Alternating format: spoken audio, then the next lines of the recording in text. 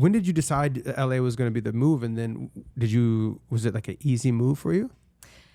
I don't know how much of this I should say, but they won't listen to this. Okay, I booked a feature film in whatever year it was in Detroit in like December. We filmed, and it was cast all out of LA except for me and like 2 other girls, I believe. And it was really fun. It was like a dinner party kind of comedy. It was like right up my alley, and I was like a supporting character or whatever. And when we go to film, oh my gosh, my accent keeps coming back. And when we go to film, these actors show up.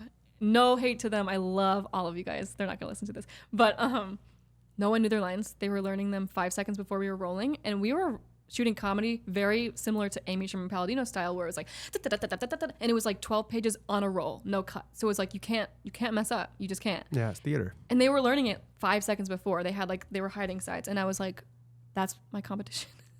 Wow. It's my competition. And that sounds really vain, but I was so used to the level, I guess, that I had seen in Detroit, where everyone was always super prepared, really professional, which is kind of ironic. But they showed up, and it was like me and the one girl from Michigan were upstairs in this house we were filming in, doing the one scene that was just us.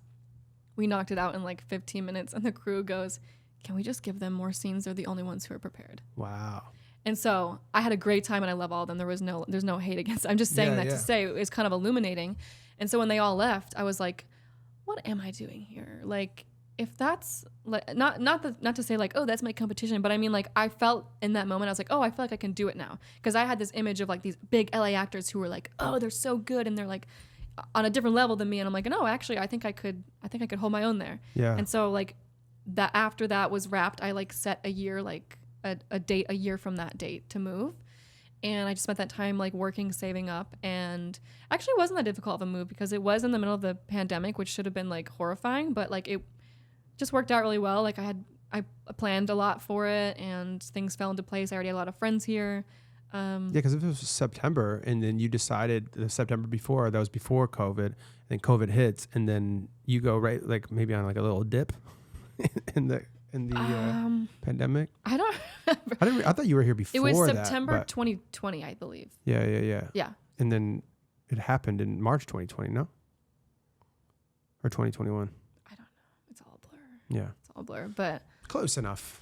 Yeah. But yeah, it's that's why for me I was so hard-headed that I didn't like. I had friends that wanted to move with me, and the last minute they couldn't do it, and then I heard people talking about like, no, he's not gonna do it, and then I was like, okay, watch. That's the other thing. As like, I need a motivator. So I told everyone I'd be gone by the winter, and they're like, yeah, right. And I was like, if I'm not gone, the embarrassment, the shame will kill me. So that was the motivator. I was like, to like not have to experience that.